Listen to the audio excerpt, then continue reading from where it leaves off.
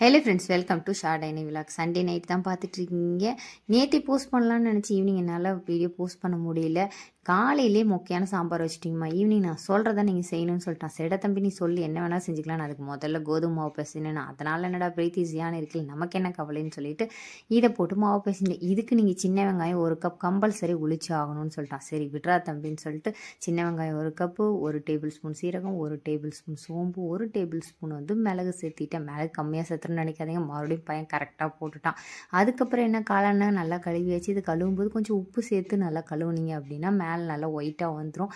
4 பெரிய வெங்காயம் எடுத்துக்கிட்டேன். இது எங்கள் வீட்டில் 4 பேர் இருந்ததுனால நீங்கள் வீட்டில் எவ்வளோ பேர் இருக்கீங்களோ அதுக்கு தகுந்த மாதிரி தக்காளியும் வெங்காயத்தோட அளவையும் நல்லா கூட்டினீங்கன்னா நல்லாயிருக்கும். அதுக்கப்புறம் முக்கியமான இன்க்ரீடியன்ட் இந்த புதினாவும் கொத்தமல்லி தான். வீட்டில் கொத்தமல்லி தலை இல்லை, இருந்தாலும் பையன்கிட்ட ஏமாற்றிட்டு புதினா மட்டும் ஒரு கைப்பிடி சேர்த்துட்டேங்க. அதுக்கப்புறம் கருவேப்பிலை சேர்த்துங்க, கொஞ்சமாக சேர்த்துங்க, இல்லை கருவேப்பிலை ஸ்மெல் அதிகமாக அடிக்க ஆரம்பிச்சிடும். நான் இப்படிலாம் கூட வயிற்றுக்குள்ளே போக்கணும் அப்படிங்கிறதுக்காக போட ஆரம்பிச்சிட்டேன். இது அரைக்கிறதுக்குள்ளே பையன் நான் தான் அரைப்பேன் நீ தான் அரைப்பேன்னு சொல்லிட்டு ஒரு வழியாக அரைச்சி முடிச்சுங்க. அரைச்சதுக்கப்புறம் வேறு என்ன, இந்த காளான அளவு போல் கட் பண்ணி எடுக்கணும். நான் நல்லா சின்ன சின்ன பீஸுகளாக கட் பண்ணிட்டேன். ஆனால் அவங்களுக்கு சாப்பிட பிடிக்கும் அப்படின்னா நல்லா வாய் கிடைக்கிற மாதிரி நல்ல பெரிய பீஸுகளாக கூட போட்டுக்கலாம், அது உங்களோட விருப்பம் தான். அதுக்கப்புறம் கடாய் வச்சுட்டு அதுக்கப்புறம் என்ன, நம்ம ஆஸ் யூஷுவலாக சோம்பு பட்டை அதுக்கப்புறம் கருவேப்பிலை எல்லாம் போட்டு அரிஞ்சு வச்சுருக்கக்கூடிய பெரிய வெங்காயத்தை சேர்த்துட்டு அப்புறம் நம்ம தக்காளி 4 தக்காளி கட் பண்ணி அதையும் இம்மீடியட்டாக சேர்த்துறோம். நான் எப்போவுமே அப்பப்போ தான் நான் கட் பண்ணிக்கிறது. கூடையே பார்த்திங்கன்னா கொஞ்சமாக உப்பு போடணும். அது ஏன் போடணுன்னே தெரியாது. அப்போ தான் தக்காளி நல்லா வதங்கும் அப்படின்னு சொல்லுவாங்க. சரி ஓகே. அதுக்கப்புறம் இந்த அரைச்சி வச்சிருக்கக்கூடிய விழுது சேர்த்துருங்க. அவ்வளோதாங்க. நல்லா பிரட்டிகிட்டே இருங்க. இந்த விழுது பார்த்திங்க அப்படின்னா பச்சை வாசம் போகிற அளவுக்கு இருக்கணும். ஏன்னா பச்சைலையாக தான் நம்ம அரைச்சி வச்சுருக்கோம்.